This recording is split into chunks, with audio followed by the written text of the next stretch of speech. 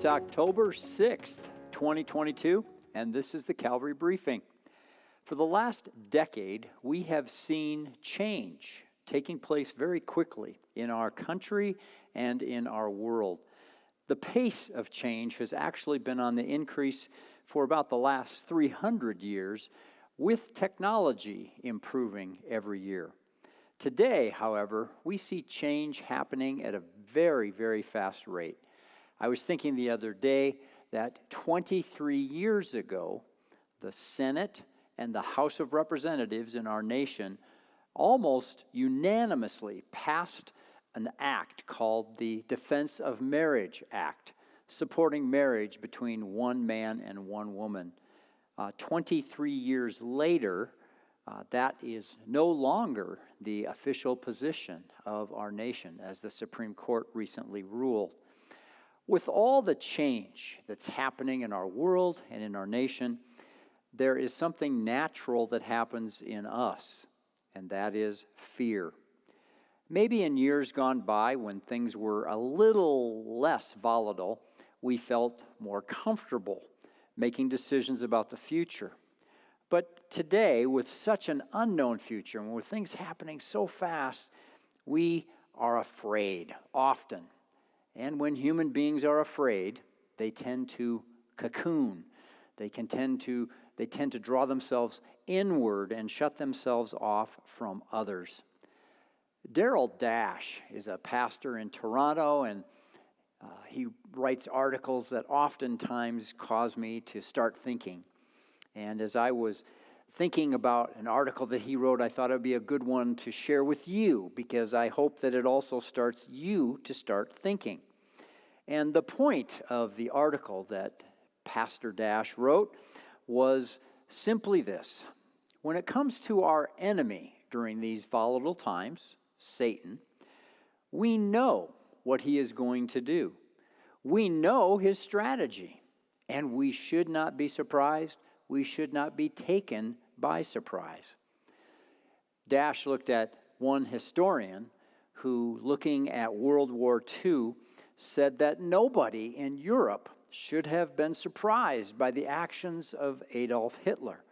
He wrote a book entitled Mein Kampf, and this historian wrote this: anyone who read the book should have been able to predict Hitler's actions.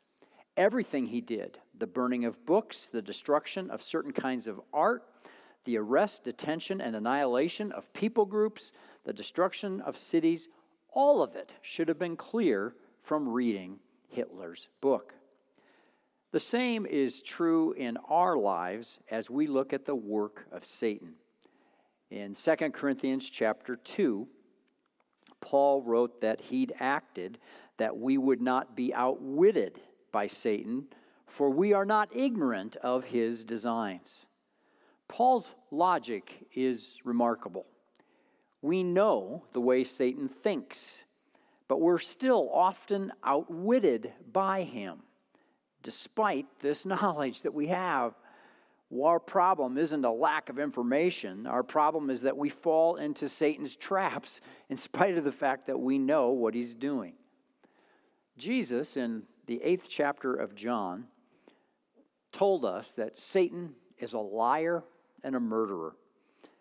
He said, you are of your father the devil, speaking of the Pharisees, and your will is to do your father's desires.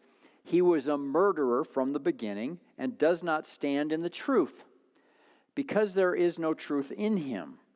When he lies, he speaks out of his own character, for he is a liar and the father of lies. Satan has developed his craft over hundreds and thousands of years. He's got a small bag of tricks, and he uses it over and over again. He adapts these tricks for particular situations in history. He promises much more than he can ever deliver. His primary agenda is death. It is to rob us of the life that's found in God. And his primary weapon in achieving that goal is simply lies. He gets us to believe false things about God. He presents sin to us as being more attractive than righteousness, right living.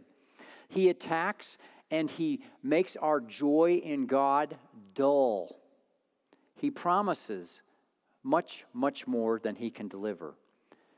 He is not very creative, but Satan is very effective. Daryl Dash from Toronto, Canada, says that there are at least 3 things that we should do because we know the ways of Satan. First, let's make sure we're familiar with those ways. Let's make sure that we know he is the father of lies. He wants to rob us of true life. And we see this in all of the sin and all of the deception that is around us. So let's make sure that we know his ways. Let's learn how he works. Let's get to know his strategies. But this action isn't enough. We also need to stand guard. We need to be alert because we do know the ways of Satan. We know his agenda. We know how he will attack through lies and through trying to take our life in God away from us. So we know where to guard, but even this isn't enough. We need help. We need the church. God did not intend that we would have to resist Satan on our own. He gave us each other. You remember the armor of Ephesians chapter 6. But God has also given us each other. How many times do we help each other by pointing out lies that perhaps we are seeing others believe about themselves, about who God is for them, and about all the situations that they face in life? Remember that when we are full of fear and cocoon ourselves and shut ourselves off from others, we are robbing God of one of the great ways in which we can defeat Satan in our lives.